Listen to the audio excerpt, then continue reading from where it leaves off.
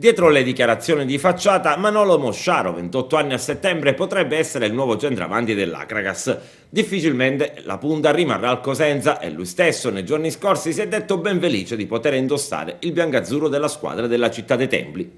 Bisogna vedere a quanto ammonta il suo ingaggio, d'altronde stiamo parlando di una punta capace di realizzare 26 reti in 31 presenze nell'ultima stagione in quarta serie. Di sicuro un centravanti di qualità che farebbe compiere il salto di qualità a qualsiasi squadra di Lega Pro, immaginiamoci in Serie D. L'Acragas tenderà il tutto per prenderlo e fare un grande regalo alla propria tifoseria. Si parte dal presupposto che la destinazione Agrigento, come detto, piace a Mosciaro ed è già di per sé un fattore importantissimo.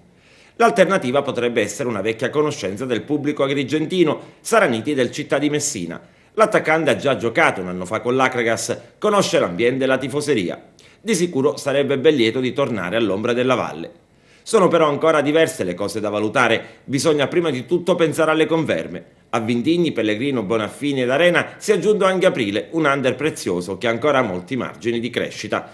Dovrebbero rimanere in biancazzurro anche a Letto e molto probabilmente anche Contino. Difficile che rimarrà invece Criniti. Da indiscrezioni pare che l'ala d'attacco non verrà rinnovato il contratto. Da valutare anche la posizione del portiere russo. Se l'ex rosanero dovesse andare via, il primo obiettivo della dirigenza sarà quello di prendere un nuovo portiere. Il DS Russello, spalleggiato dal DG Totò Catania, avrà parecchio da lavorare.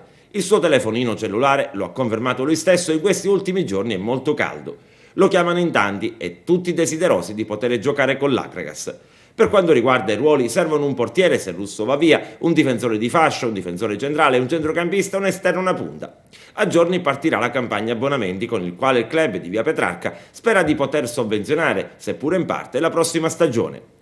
Capitolo Esseneto. Il sindaco Zambuto ha promesso che verranno rispettati i tempi. Innanzitutto sarà sistemata l'erbetta che con i primi caldi risulta essere ingiallita e al contempo si provvederà a sistemare lo spogliatoio e la sala adibita per le conferenze stampa.